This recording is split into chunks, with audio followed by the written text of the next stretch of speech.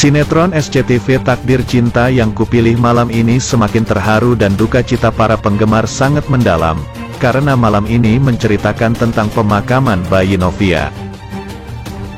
Semua orang berkumpul untuk menguburkan bayi Novia. Novia yang menggendong bayi itu merasa sangat hancur. Jeffrey tetap setia mendampingi Novia walau ada Hakim di sana juga. Semua mengucapkan duka cita pada Novia. Seperti dari rekan kerja di sekolah, rekan kerja Hakim dan rekan kerja Jeffrey yang mengenal Novia. Ada Tami dan Joe yang juga hadir untuk mengikuti prosesi pemakaman.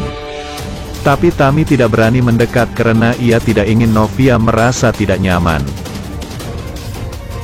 Bu Astrid juga ada di sana untuk menguatkan Novia. Sebelumnya, Bu Indri meributkan nama untuk nisan bayi Novia. Ia menuduh Jeffrey adalah orang yang mengubah nama cucunya. Di saat seperti itu Novia pun berteriak. Semua orang pun jadi diam. Sementara itu, Jeffrey tahu soal voice note Pak Arjuna. Bu Astrid mengunjungi Jeffrey untuk memberikan dukungan. Meskipun tahu Jeffrey sedang kalut, tapi ia berusaha tetap tenang. Bu Astrid menduga ketenangan Jeffrey karena ia belum tahu bahwa Pak Arjuna mengirim Pak voice note ancaman untuk Novia. Awalnya Bu Astrid tidak mau menceritakannya, tapi ia merasa harus mengatakan ini pada Jeffrey. Bu Astrid mengungkapkan bahwa Pak Arjuna mengirimkan voice note ancaman untuk Novia. Inilah yang menyebabkan kondisi kesehatannya memburuk hingga seperti sekarang. Sebelumnya, saat Novia bersyukur sedang memeluk bayinya, Novia kaget tahu napas bayinya tersengal-sengal. Novia menjerit dan mengatakan kalau bayinya bernapas aneh. Dokter dan perawat segera mendatangi Novia. Setelah dokter memeriksa kondisi bayi Novia dan mengucapkan innalillahi wa inna ilaihi rojiun, Novia menjerit karena mengetahui bayinya meninggal. Selanjutnya Jeffrey pulang ke rumah untuk mengganti baju dan bersiap ke acara pemakaman bayi Novia. Melihat kedatangan Jeffrey, Arjuna menyindirnya karena berpikir Jeffrey tidak nyaman tinggal di luar rumah. Jeffrey bilang kalau ia pulang ke rumah hanya ingin mengganti baju karena bayi Novia meninggal. Arjuna bilang turut berduka cita. Mendengar itu, Jeffrey murka dan bilang Arjuna tidak merasa menyesal sama sekali atas apa yang terjadi kepada Novia.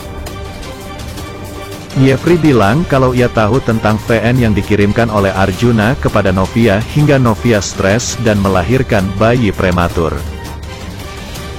Arjuna bilang dengan tenang kalau yang terjadi pada Novia adalah takdir bukan kesalahan Arjuna.